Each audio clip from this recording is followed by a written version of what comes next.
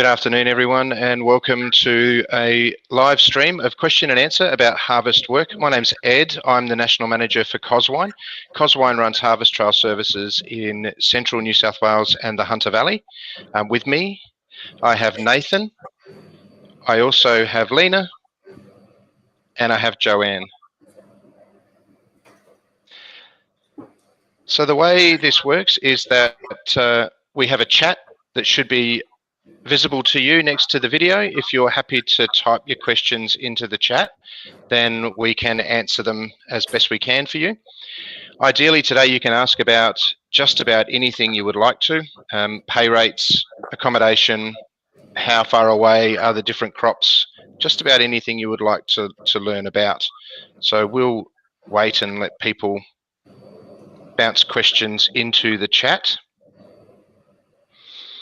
So our first harvest that's coming up is in Young in New South Wales. It's a cherry harvest, and we still have multiple hundreds of positions available. I'm not sure if people saw on A Current Affair or on any of the other news segments recently. You can earn between $200 and $500 a day because of the piece rates, and the farmers are telling me that the cherries are big, which means they're heavy, and there's lots of them on the trees. So it is probably an excellent season for people to be able to earn some decent money while they're either on a gap year, or if you're a job seeker, looking for some work while you find the next ongoing piece of work. What we'll also talk about today is some of the training options that are available to us. So the longer people work in harvest, what we will be able to do is give more training to them. It's funded through the New South Wales Government. It's part of the Smart and Skilled training program, and initially you'll get some training on safety and how to stay safe, but then we can do more detailed and more in-depth training like forklift licenses and other things that could be useful to you in other work as well.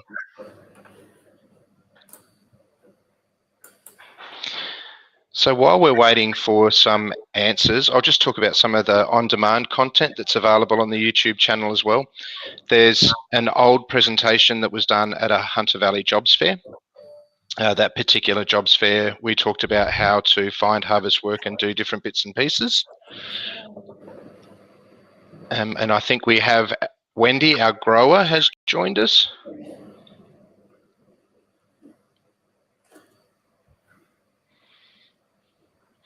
Hello. Hi, Wendy. Hi, Ed. Sorry, I'm a few minutes late. That's okay. So the other on-demand content that's available online is a couple of short videos. They're 5 minutes or less. One talks about how to apply for work. It takes you through the process of applying online and talks about some of the options that are available to people to either email into Rob Millington, who's the manager of Harvest Trail in the Bathurst office, or you can give him a ring and have a chat to him first. There's another video on there that shows you where to go to find information to help you plan a full year of harvest work. If you're happy to move around a little bit, there is the ability to be able to move from one town to another and to be able to fill out a full year of harvest work. And the third video that's available on there is a video that talks about how your pay rates work. So the difference between hourly rates and piece rates, and why sometimes piece rates are a big advantage to you. So if anyone does have any questions, just pop them into the chat. If no one's got specific questions, I might just ask a couple of questions first off. Nathan, I'm probably going to pick on you first, if that's okay. Can you tell us a little bit about the eligibility for the training program and who is automatically eligible for the Smart and Skilled training? Yeah, thanks, Ed.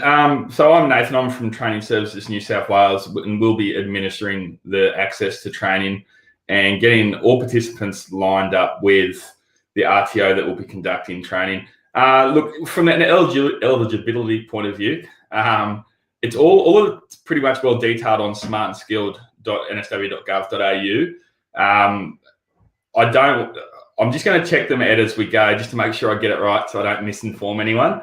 But essentially, if you're currently receiving education in Australia, you're fine. If you're a job seeker, you'll be fine. It's pretty accessible for most people with the particular skill sets that we're going to do. So the website, the New South Wales government website, smartandskill.nsw.gov.au, you can actually check your eligibility. I'll bring that up now, Ed. Basically, if you're over 15 years of age, you're no longer at school, or if you live or going to work in New South Wales, you're an Australian citizen, Australian permanent resident, a humanitarian visa holder, or a New Zealand citizen, then you are eligible. So pretty easy to meet those criteria. Fantastic. Thanks, Nathan. We do have one question that's popped up, and the question is, are there any possible support provided for transport to harvest, for harvest work? I can tell you that in the budget that was released earlier this week, there is up to $6,000 that you can claim back for relocation expenses for people that undertake more than 6 weeks of harvest work, or a minimum of 6 weeks of harvest work. What we are checking is if, for example, you approach Coswine and I book you for 4 weeks of cherry picking and give you 2 weeks off over Christmas, and then bring you back for 4 weeks of plum picking or for apples, which goes for longer, but I've booked you for more than 6 weeks of work, whether that gap is acceptable and you still meet the funding model. We're hoping to have an answer on that this week. When we do get an answer, you will be able to go to coswine.com.au/harvest-trail, and we are constantly updating all of the information that we have at our fingertips on that website. So as soon as we know the answer to that question, we will be able to give you some more information. As a basic guide, you can catch a train from Sydney into central locations like Bathurst, and then there are other transport options available to you to move around. If you're coming from the Illawarra, you probably don't want to go all the way up to Bathurst, and it may be that it's a coach ride, but you claim that back after you've finished working.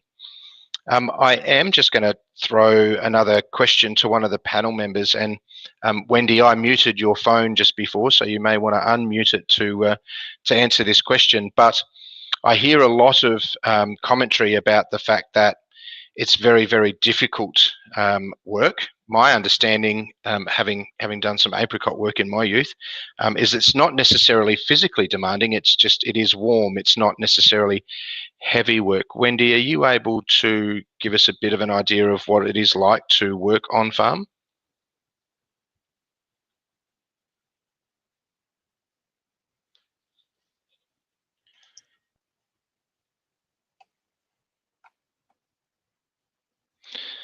And I might need to come back to that question because I think I've muted Wendy and she hasn't yet found the unmute button. So I'll keep an eye on that.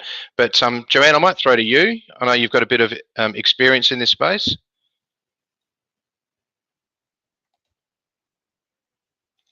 I'll just get you to unmute, mate.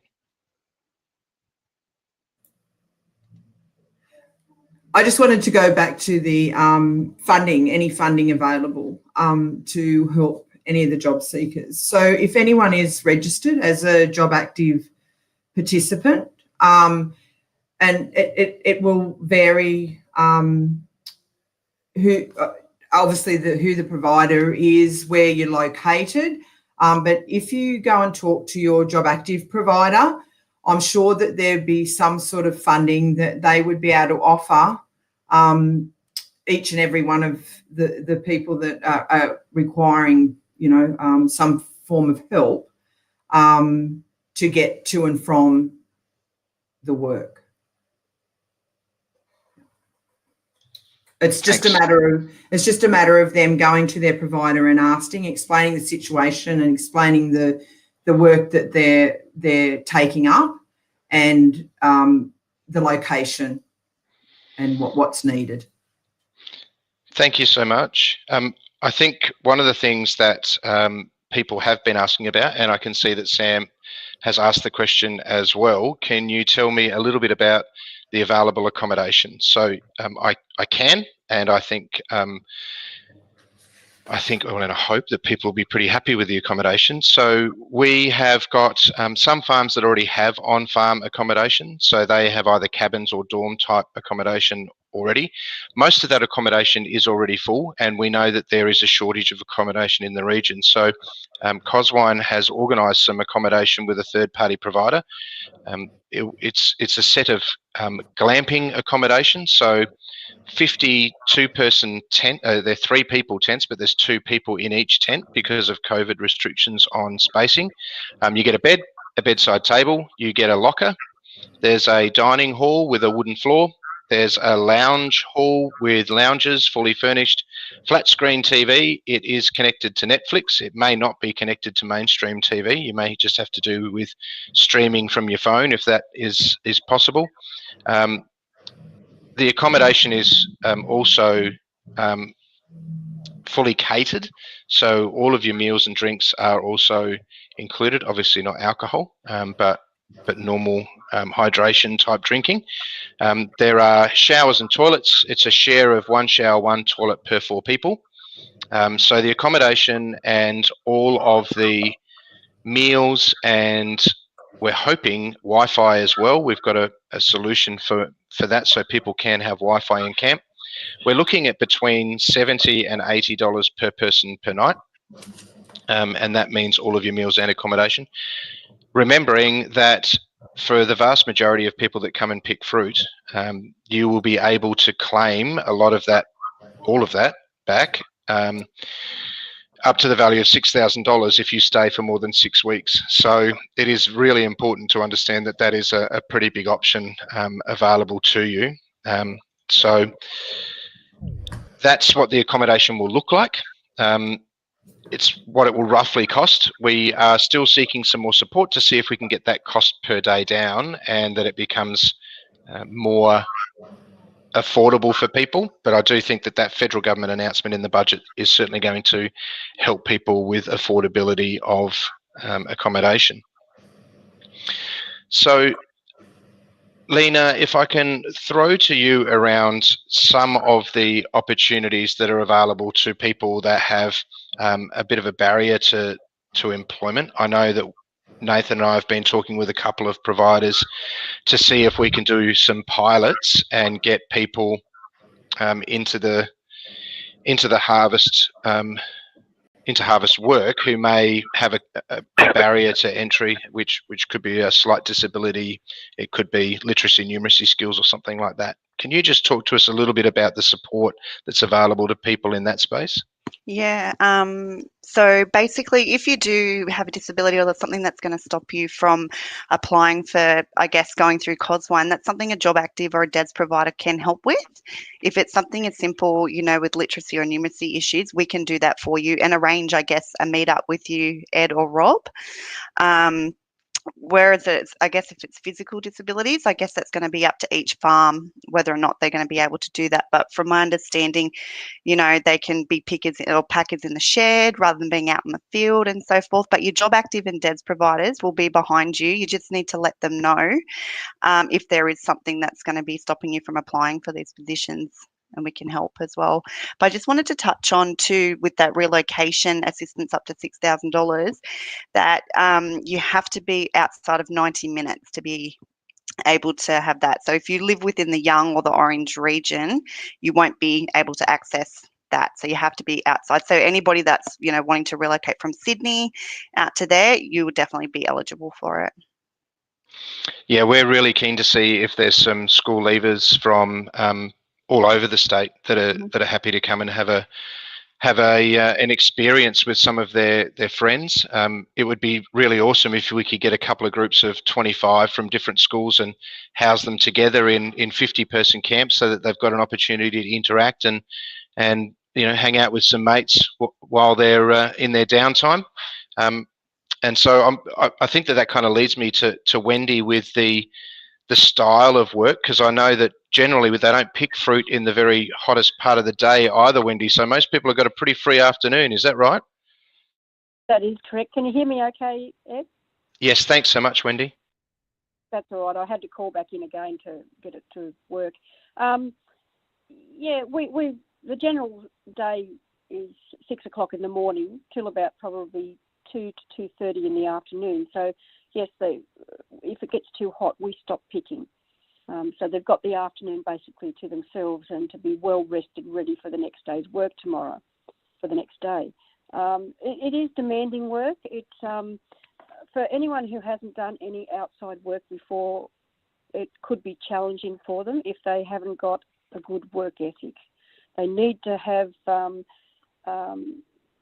be consistent with what they're doing to be able to earn good money.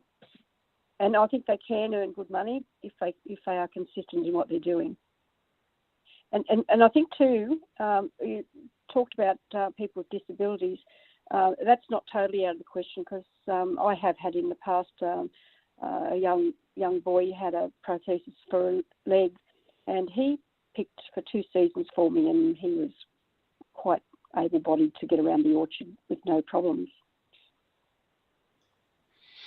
Thanks, Wendy. The packing shed's a little bit more challenging because the young ones, I find they tend to find it quite hard to stand in one spot for long periods of time, even with regular breaks. And some of them suffer quite a lot of vertigo being on the grading equipment. Yeah, that vertigo sensation of watching something move past you constantly while you're stood still, it can be a little disarming the first time you see it and the first time you're involved with it. So, Wendy, one of the other things that I wanted to ask is how previous pickers that have worked for you, how have they found the experience? Because I'm assuming if you're out on farm and you're walking around with them, you're going to see whether they're happy and laughing and having fun, or if they're not. Well, generally, if they're sitting underneath the tree or they don't turn up for work, you know that it's not really for them. And I see the different. Everyone finds the experience difficult. A lot of them find it very rewarding. They work as a team, even though this year they'll be quite spaced as a team. But yeah, they either enjoy it or they don't. Some people just do not like being outside. They don't want to be out in the sun. And I have had people turn up and they said, "Oh, we want to pick," and they've lasted like an hour in the orchard, and then they come in and say, "Oh, we want to be in the packing shed," and then they're there. You say, "All right, I'll give you a go in that," and then next minute you see them walking out the door, not even saying a word to you, and you never see them again. So it is a rewarding experience. It certainly adds to their life skills and gives them some good memories to look back on. No, that's fantastic, Wendy. Thank you. I think one of the things that we've all been very keen to try and drive and try and understand is this whole experience piece, and to make this something that is both meaningful and enjoyable for school leavers and job seekers. So I spoke a little bit before about training. I'll come back to Nathan about the different types of training that we're looking at. But what we are trying to do is to link that training to the harvest work that you're about to commence, but also to give people as many skills as possible that are transferable when you go home.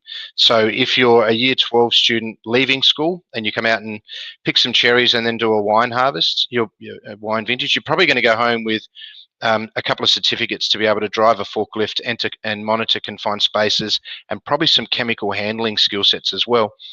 That does actually make you very useful to people like Wendy and other farmers as well during semester breaks at uni. So it could be that you've been trained in chainsaw and can come back and help Wendy prune in the winter. It could be that there's some spraying and other bits and pieces that need to happen, and with your chemical training you can do that as well. So the training is designed to do two things. It's designed to reward you for staying and continuing to work in harvest employment. It's also designed to ensure that your ability to continue with harvest work is strengthened, but also to ensure that you can use those skill sets when you have finished your harvest work and you go to uni. A story that I love to tell is another grower, that's Tom Eastlake. He's actually the president of the Cherry Growers Association, and he was in commercial banking for a long time. but when he was a uni student, he used to travel out into the country and pick cherries.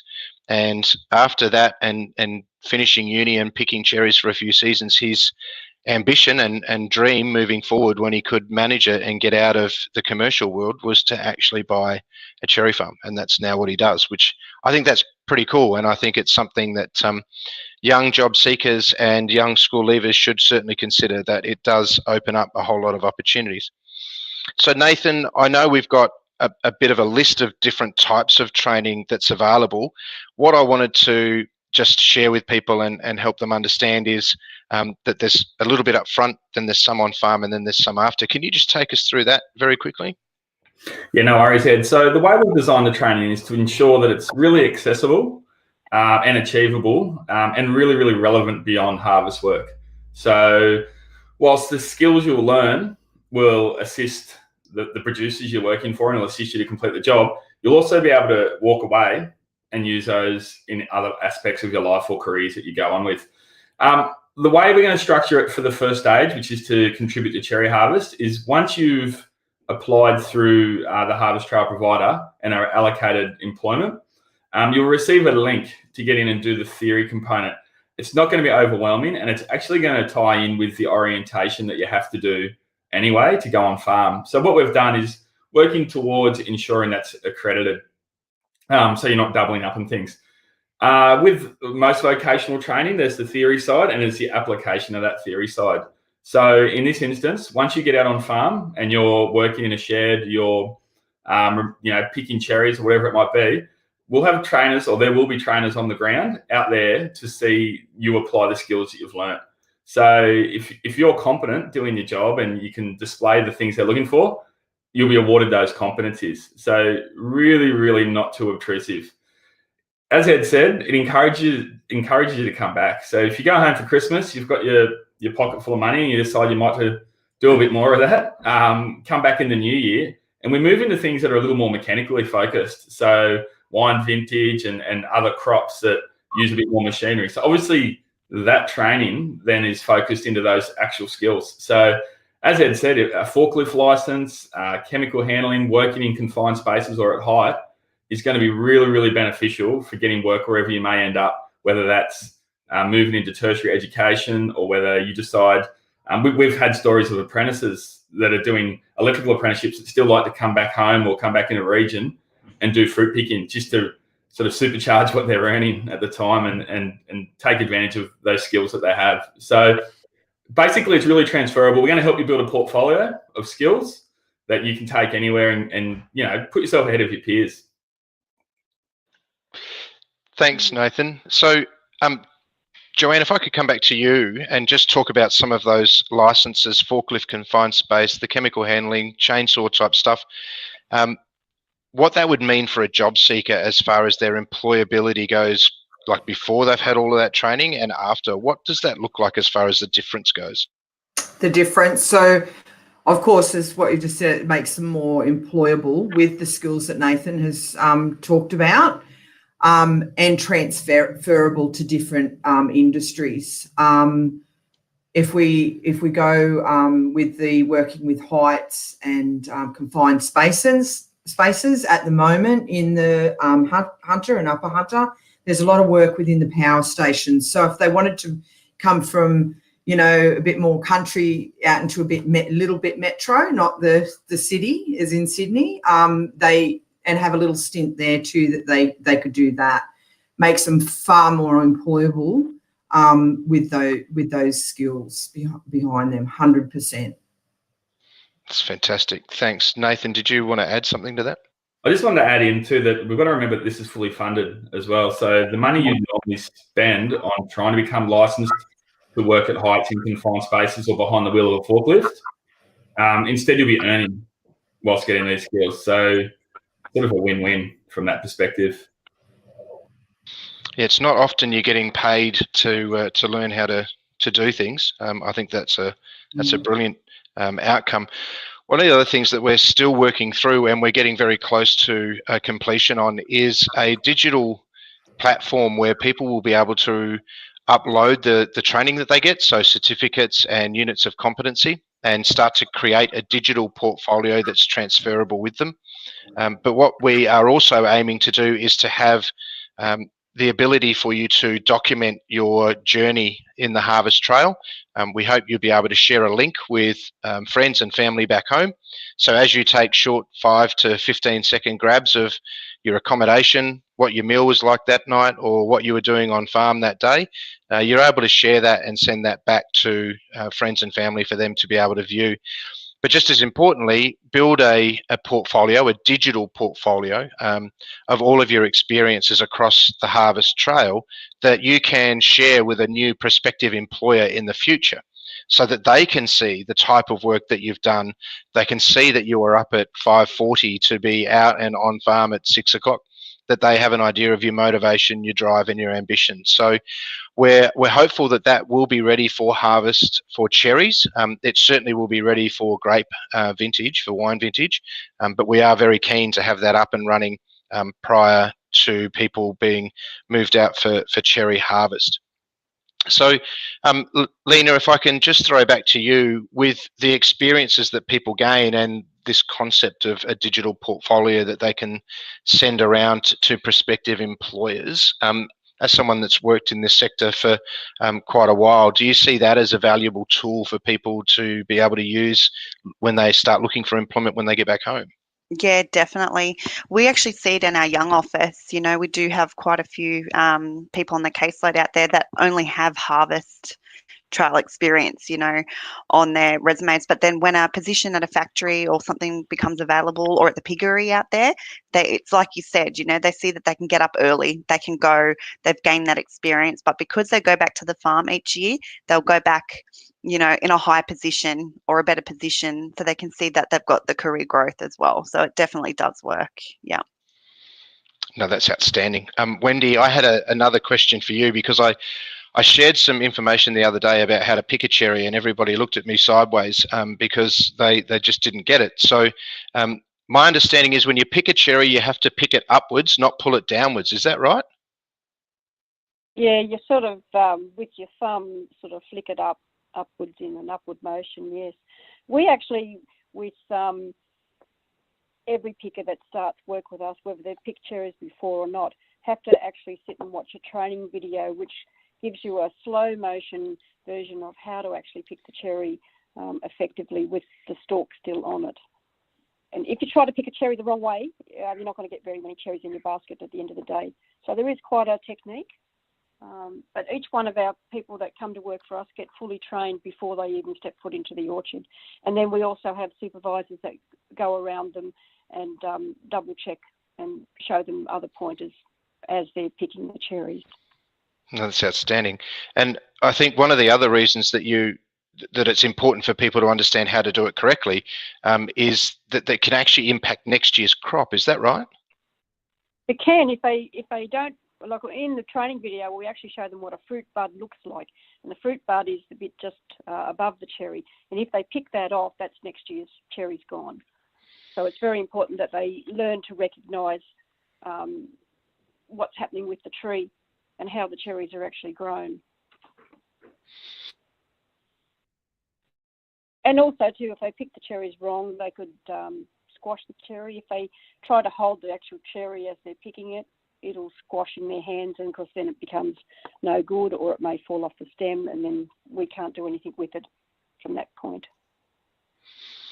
Thanks, Wendy. And I think that's one of these things that Nathan and I have shared before. I have talked about unintended consequence. And we're hoping that one of the unintended consequences of people getting out and getting into the regions is to start to build a knowledge base around trees, agriculture, horticulture, and other things. So one of the things that we want to pump into this platform, where people can upload experience and knowledge, like Wendy's just shared about how to pick a cherry. I'd love people to have a competition about the perfect video on how to pick a cherry, and we can get a couple of farmers to judge it. But we'll also be pumping a whole heap of digital content into that platform. So topics around regenerative agriculture, I actually got that word right that time, Nathan. I've practiced it about 16 times today, but also about water conservation and soil management. So regenerative agriculture is all about trying to leave the soil in a better condition after you've done something with a crop than it was before you started doing that. So it's all about asset management for farmers, and their biggest asset is their soil. So what we're also driving to do is to see if we can't ignite a spark in a few people, get them interested in a career in horticulture, or maybe some study at university around ag sciences, horticulture, or maybe even chemical or other engineering. So we do think that there's opportunity here for people to be able to experience more than just a little bit about how to pick fruit and just picking fruit. I'm not sure who else has seen some of the other announcements over the last short period, but there's also an announcement for people on youth allowance that they can now earn up to 15 grand a year, and when they go home, go back to youth allowance, is my understanding. So Nathan, I can see you nodding. Did you want to add something to that?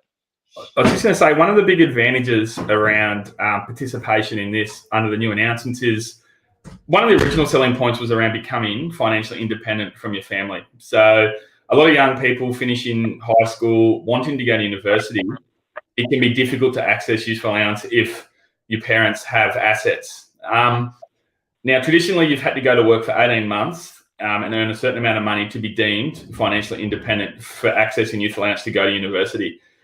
With the announcements of the day, if you do earn $15,000 before December next year, you then become recognised as being financially independent. So that's the significant thing. Once you get to that $15,000, you're independent, so you can now access youth allowance. And if you're looking to move out of home, move to the city, go to another education institution, this is going to be really, really handy to ensuring that you can afford to live, or actually that your parents can afford to live while you're off doing university. So it's a really big consideration. And for any parents that are watching this that want to encourage their children to go, this is a really good selling point for you as well. So that's a really big positive from the other night's announcements. Thanks so much, Nathan. There's a separate question around accommodation, and that is there any other accommodation available around Young and some of these other areas? And I'll answer that quickly. We've done a survey of the accommodation that's available, and most of it, nearly 100% of it, is already full. So producers like Wendy and others do have some on-farm accommodation, as I said before. So it is important for registrations to come through the Coswine website, so coswine.com.au/harvest-trail, so that we can ensure that we've got enough accommodation for everybody that's coming out. So one of the questions that was asked in the Hunter, and I'm keen to throw back to Lena, and then we might just get some comment from Joanne as well, is who's done this before? Who else has been through as a job seeker, or someone who's recently left school, who's been through this process, and what did it mean for them? So I'd be, and I know I've kind of put you on the spot here, if you've got any of your caseload that have been through that. I mean, Lena, you spoke before about people with harvest work getting work in other locations, but have you got a standout particular person that you can think of, you know what, this person really made a good go at it and they got a positive outcome? Well, I guess the one that I can think of, the only positive outcome is he was on Centrelink years, and now he's not. He's completely off our caseload. So that's the only positive outcome I can get. But he had never worked before. Major barriers to employment. Well, this is going back 2 years ago, so well and truly before this COVID incident. He didn't know what he wanted to do. We had the Harvest Trail books that used to get sent to the office. We handed him that. We didn't even think he was going to call. He did. Never saw him again. So that's a positive. That is an amazing positive. That really is. Yeah. That harvest booklet that you spoke about is still around. It's still available. It's online. So if you go to jobsearch/harvest and have a click around on that website, it is there and downloadable. I think most young people these days would prefer a non-paper version. so that they can wander around with it. It is one of the things that's featured in the on-demand content that's on our YouTube channel now, that you can go in there and have a look at how to find that booklet. It lists every crop, every town, every major centre, and you can start to plan a 6-week, 6-month or 2-year journey around country Australia, doing harvest work and performing harvest duties for different employers, which I think is a nice way to have what do they call it? A wander out yonder, a holiday in your own backyard, and an opportunity for you to, as Nathan said, become financially independent. Joanne, did you want to add anything to that at all? Just very similar to Lena, a long-term unemployed job seeker. Went and done the harvest trail about 3 years ago. Absolutely loved it, but come back to the hunter, and the skills, I suppose, that he acquired while he was doing the harvest trail put him into a factory in the hunter, which he loved, and to this day I know that he's still working there, and he hadn't had work for a long time. But I suppose going a little bit further from that, because he hadn't worked a long time, a lot of his family hadn't worked a long time either, and that gave his family the initiative when they seen his, as Nathan says, pockets full of money, and gave them the incentive to think, geez, I need that too, and I want that. And it's a very successful outcome, not only for the job seeker but for his family as well. That's brilliant. Thank you so much. I love the stories about people being able to get out and find that financial independence. We ran a program in South Australia a number of years ago. We called it Earn and Learn, and Nathan coined that phrase again just before. The opportunity to earn money while you're learning significant skill sets is vitally important for people to be able to become very attractive to employers.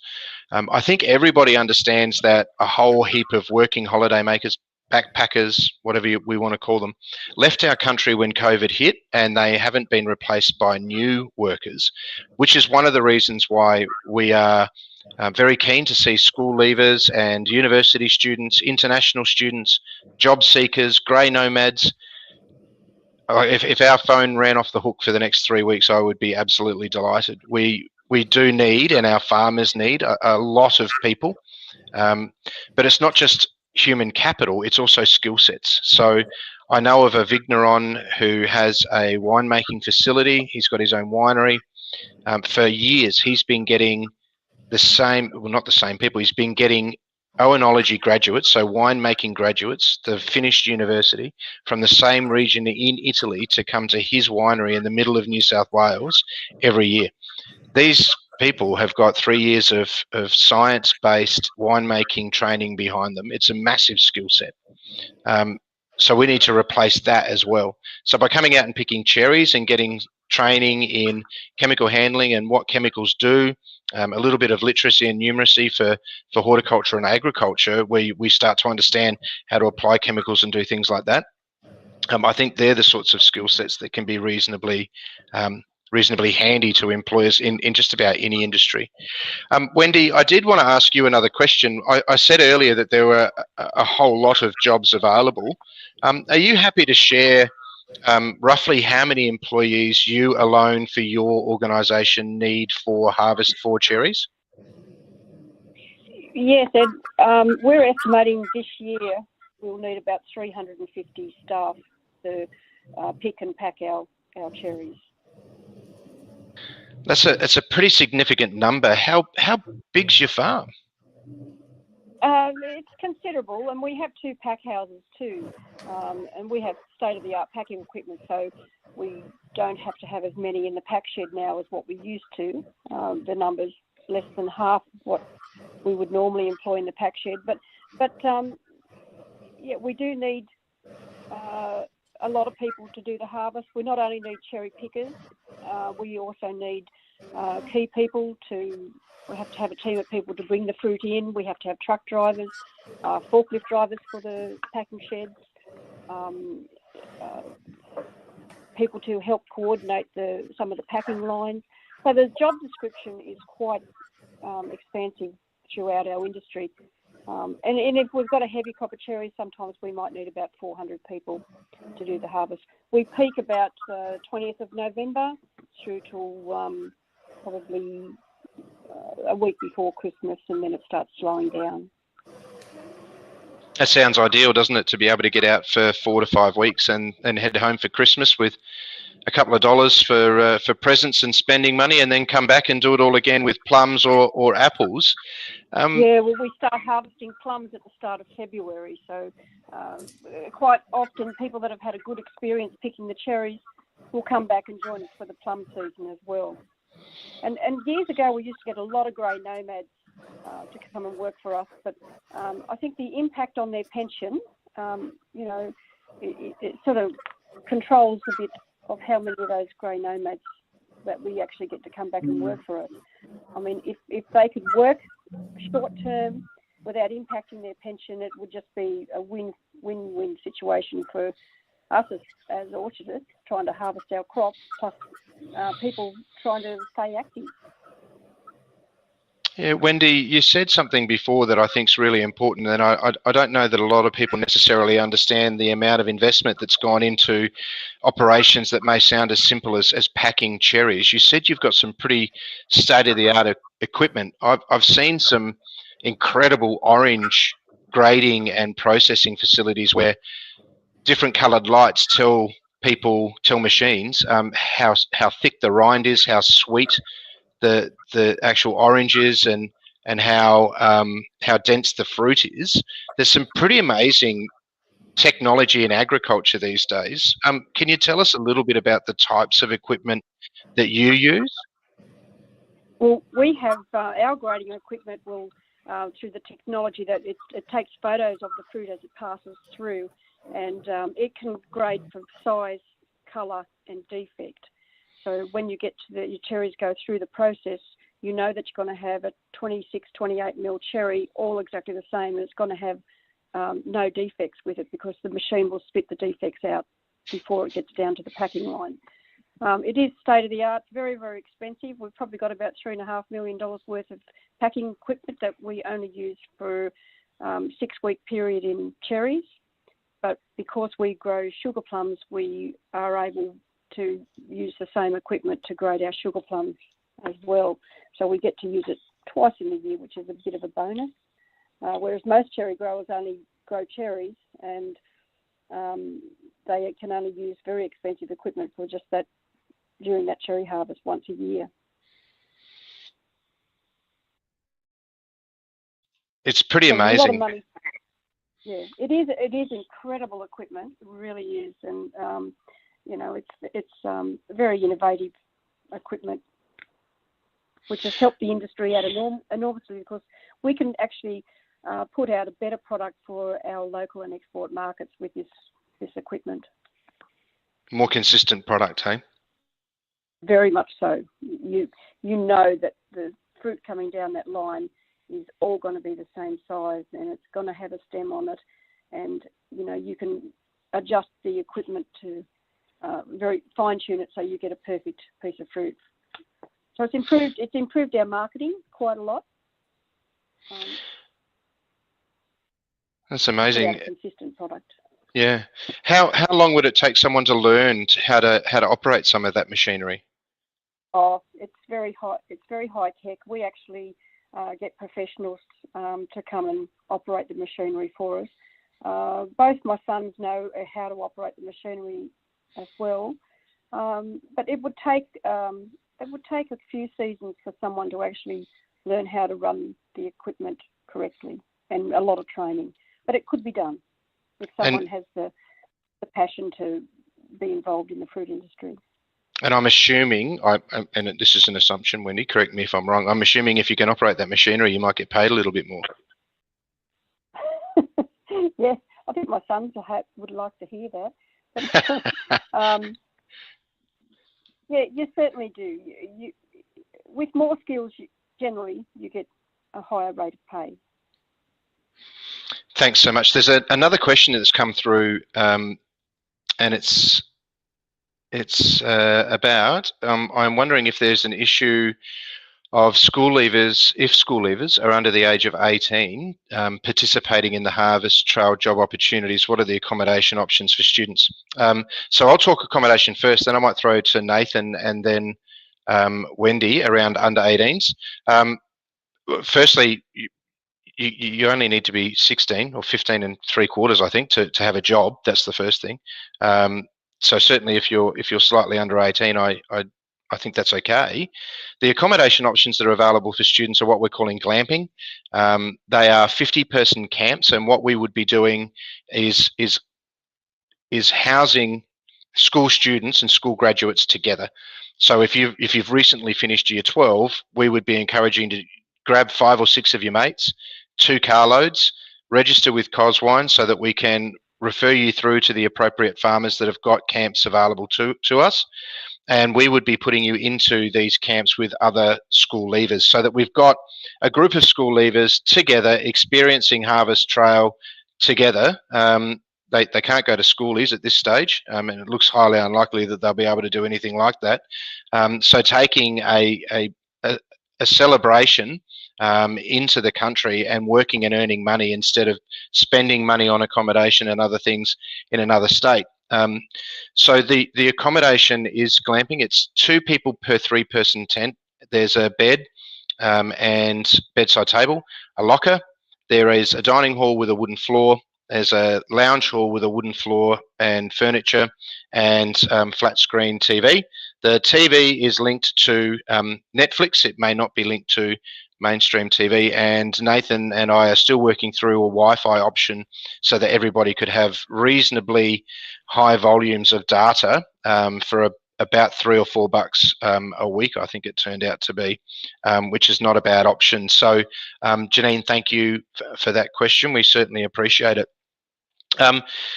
Nathan, from a training point of view, does it matter what age people are for you to pump training into them? No, look, as long as they've left school, they're eligible for the government-funded training. That's not an issue. Look, I suppose, and I was one of those students that had finished school and still wasn't 18, and I'd actually moved out of house and started a plumbing apprenticeship. So as long as they're not enrolled at school, there's really it's really like taking any career or post-school work decision around what you do with your next stages of your life.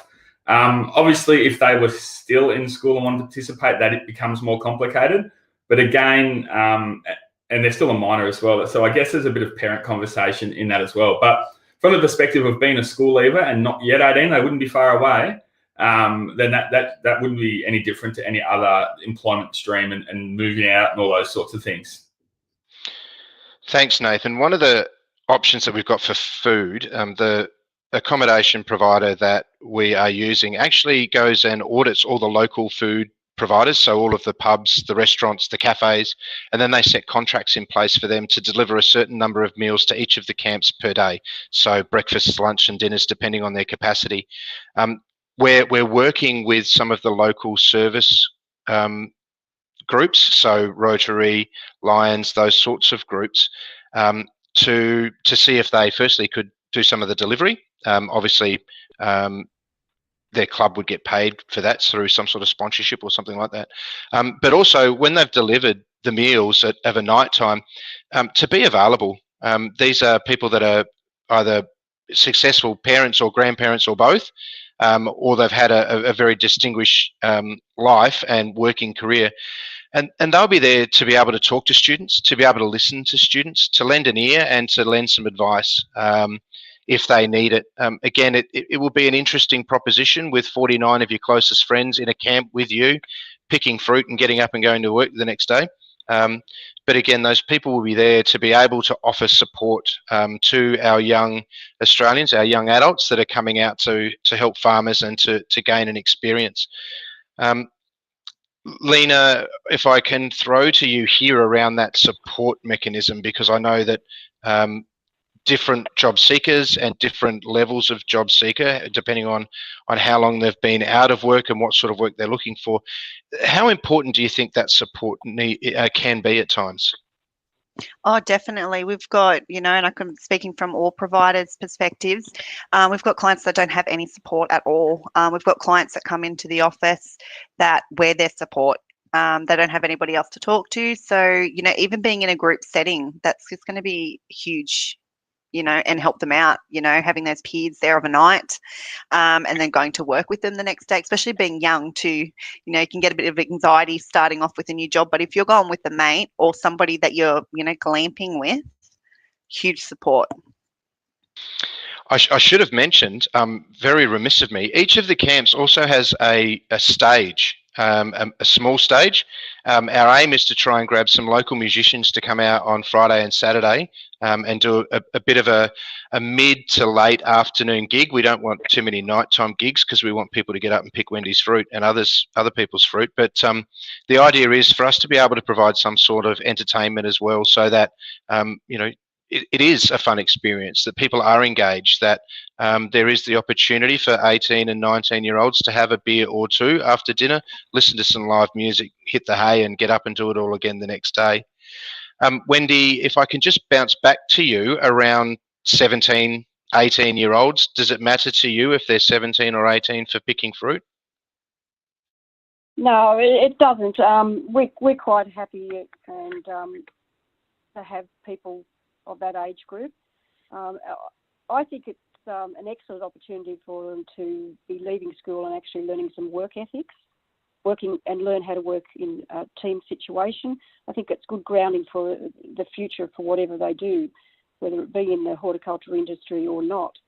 And we pay them the horticultural wage just because they're underage. We tend to, on our farm anyway, don't pay them anything less than the person alongside them that is older gets. I think an honest day's work for an honest day's pay is fair, no matter what their age. It gives them an incentive to try harder. No, and that's awesome, Wendy. Thank you so much. Certainly appreciate that. If anybody else has any questions as we get into the last few minutes of our Q&A, please do punch them into the chat. If you're having any challenges with the chat, then perhaps after this, go to the Coswine website. There are a couple of areas there where you can interact with us. And at the top of our website, there's links to LinkedIn and Facebook as well. So if there's a particular question that you had that didn't get answered, please feel free to bounce it into one of those forums and we can answer you in that space and do a DM, a direct message to you. What I also just wanted to touch bases on was some of the other options that are available to people, not just in New South Wales. So certainly there's every capacity to be able to just wander around New South Wales for a full year and be engaged in work for 11 and a half months of the year without too much effort. There are a lot of different crops and a lot of different jobs that need to be done. The other option that is available to people is to move across borders where you can. Certainly New South Wales, South Australia have the capacity to move freely between the two. But then to think also forward, think post-COVID. It's not long in a funny way, it's not long until the borders will be open again. It's probably a good year and a half away, but our borders will reopen.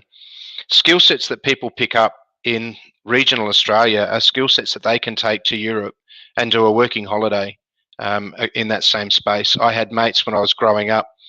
I grew up and went through high school in a wine region, and a lot of people left school and they did a vintage, and then they went overseas and did a vintage in the opposite summer, came back and did another vintage, and some people did that for 4, 5, 6, 7 years and gained a wealth of experience. So I think there are opportunities outside of what we're talking about here as well. So Joe, if I can just bounce to you from a job seeker point of view, we've heard about Nathan's training and the New South Wales government being very generous and offering up some fantastic training options for people. What other support could job seekers expect from their provider in as much as help with application processes and other bits and pieces? I'll just get you to unmute, Joan. Like all providers, we can help from the basic down to the resume, to getting an up-to-date resume and including all the skills that job seeker has at the time. We can then go, as well as Nathan, with state training. If there is some areas that do not have that funding available to them, and it's on an individual basis with their provider, providers can also assist with the cost of any training for particular job seekers. What was the other part of the question, Ed? I missed it. Sorry. No, just around that support mechanisms for people to be able to apply, have their resume ready, and all of those things. It sounds like a simple process to apply for a job, but in a digitized world, it's not always easy. And there's always the support from any consultant, case manager, around the application process, around if police checks are needed, working with children, all that sort of thing. We can all assist that, and we can also support the job seeker with an online application if that's what the employer needs. So it's basically built around the employer needs and what is going to help the job seeker get that job. And so we build in the supports around anything that we can to help that job seeker and give them the best possible chance of gaining employment. No, that's fantastic. Thank you so much. I'm conscious that we're almost on the knocker for time. What I did want to do is just ask very quickly if anyone wanted to say anything else. Nathan, I might start with you if that's okay. Yeah, that's perfect, because I was just trying to sort of get a question for you. So if I've got a group of 6 or 7, 8 friends and we're all thinking about coming, how do we ensure as a group that we're all going to end up in the same spot? Is there a particular process you want groups? Think of it like a trivia night, I suppose. If we're organising a couple of tables to try and pick fruit, how can we guarantee we're all in the same spot? So the easiest way to make sure everyone's in the same spot is to put the name of your school or list everybody else on your resume. So when you send your resume in for harvest work, the easiest way for Rob and others to be able to find you is to list all of your mates at the bottom of your resume and have your school, if you're a school leaver, on the top of your resume. That way we can clump you all together, Now, if you and I went to the same school and I didn't want to be with you, I'd probably have to mention that somewhere as well. Just don't place me with Nathan. But in all seriousness, if they're listing everybody else that they want to work with, then for us that's a pretty simple process, and it means that everybody will be in the same camp. What I do want to mention as well is that because of the size of the recruitment, because of COVID and restrictions, we have put in place what we call contactless engagement. So we have a video interview process. So when you apply, you will get an email from Rob and the team. It'll have a link, you click it, you'll get asked a question, you answer the question, it records your question, and it sends it all back to Rob and the team for them to be able to screen and review. And then someone will make contact with you and let you know whether you're successful or not successful, and which farm you're going to, the expected start date, and the camp number that you will go to, because the camp number is important. We want the same camp picking as a collective as much as possible as well, so that we're restricting intermingling between camps. So I think that's important. Also, Nathan, it also triggered another point for me to raise quickly, is that parents of school leavers or parents of young job seekers, if they have questions about camp, about anything to do with the Harvest Trail, please do bounce to the COS1 website. There is a contact us section there. You can ask us just about any question you like. Alternatively, LinkedIn or Facebook, we are on those socials as well. Do ask us questions. We are more than happy to help and make sure that you understand the experience that your young son or daughter is going to go through if they choose to take up some harvest work for a short or longer term period. Lena, was there anything you wanted to add? Probably if there's anybody on here that just needs help, they don't even know, even if they're not a job seeker, just go into your local provider. Just tell them that you want to or want more information on the Harvest Trail. We can point you in the right direction. Or if you need a job seeker ID number, we can direct register you to get your job seeker ID and refer you over to Cod's Wine. Easy. Thanks, Lena. Joanne, did you want to add anything? Yeah, I think just one extra thing is to let everyone know that apart from the mentors and the peers that are going to be out at the camps, the job network will also provide additional support where required to all the job seekers out on camp. Thanks so much, Joanne. Wendy, thank you for joining us. Is there anything that I haven't asked you that you think people should know? I think it is important to let everyone know that is intending to come and do some work on a farm to make sure that they have the appropriate clothing, footwear, hats and things like that to bring out with them. Like the last thing you want is for them to turn up for work and they haven't got the right shoes. We have very strict rules about what they wear. They have to have fully enclosed, good walking shoes, long sleeve shirts, appropriate clothing for work, for working outdoors. No, that's awesome.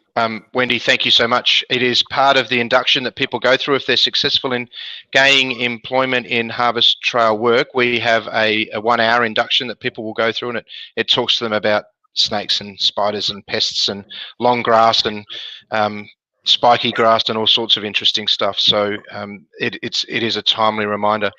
I do want to thank the panelists, Lena, Nathan, Joanne, Wendy, thank you so much for your time. For everybody that was watching and for everybody that's now going to view this again as a recorded event on demand, thank you for dialing in and listening. And if you do have questions, please do head to the Coswine website and we can help you.